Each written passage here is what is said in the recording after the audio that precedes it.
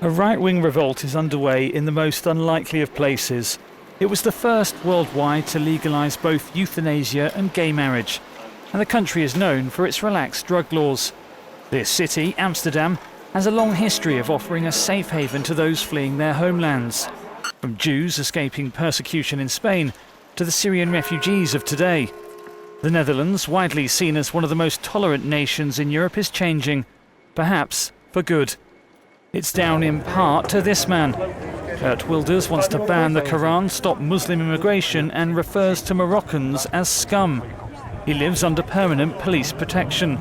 His Party for Freedom topped polls for most of the campaign ahead of Wednesday's election. In the Netherlands, however, a country of coalition governments, no single party has ever won an absolute majority, and most of his rivals rule out working with him. Geert Wilders has in many ways followed in the footsteps of Pim Fortuyn, who rose to prominence in the Netherlands after 9/11. Socially liberal, but a critic of immigration and Islam, this openly gay politician dared to speak up on issues which were considered taboo at the time. His party topped opinion polls ahead of the 2002 general election, but he was shot dead after leaving a radio interview 9 days before the vote. And 2 years later, director Theo van Gogh was killed by a radical Islamist over a film he made that was critical of Islam. Freedom of speech cost both men their lives. It's left this country wondering more than a decade later what it means to be Dutch. A survey last month found many worry about the erosion of traditional values. 86% of those people interviewed.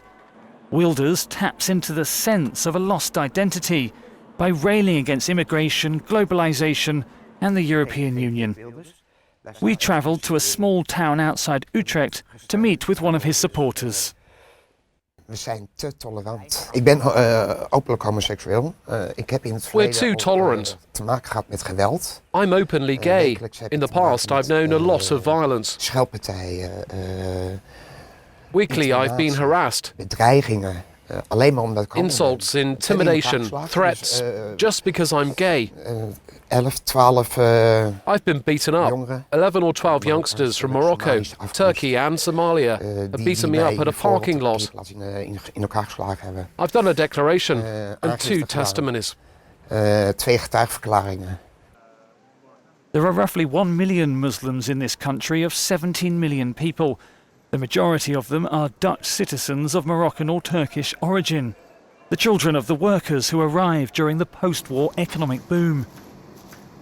In this northern Amsterdam neighbourhood, there's not much love for Wilders' anti-immigration rhetoric. The Turkish people, they don't like him, but not only Turkish people, Spanish, Moroccan and a lot of. And they're coming here, and if I said Wilders, they want to kill the man because he says too much things about the Islam and not just Islam, about a lot of believings. Muslims. Not all Muslims are bad people. He hates Muslims. I've no idea why, but I don't hate Geert Wilders. The post-war wave of migration coincided with Dutch people staying away from church. Just 10% go every week.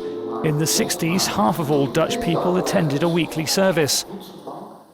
Experts say that religion, or now rather the lack of it, has created an opportunity for the Party for Freedom, also known by its Dutch acronym, the PVV.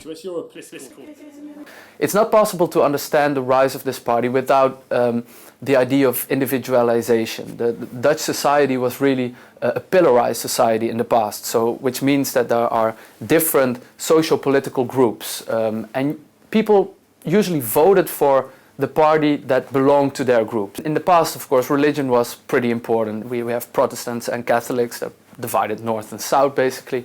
And religion was also very important when it comes to politics. Your religion, to some extent, therefore, also had a huge impact on which party you voted for. So people really start to switch between parties. And one of the parties that they might also vote for is the PVV. Geert Wilders probably won't be in the next government unless he's willing to compromise. His impact is undeniable. He's forced Mark Rutte, the Prime Minister, to tack to the right on immigration. One candidate standing on an anti-racism platform has a word of warning. First, it's this one group of people. But what do we do after we eliminate that one group of people? Who's going to be next? Could be women, could be gays, could be black people, could be anybody you have in your life that you love. There's too much at stake for us to be divided. Not much. You know, I think the deal has already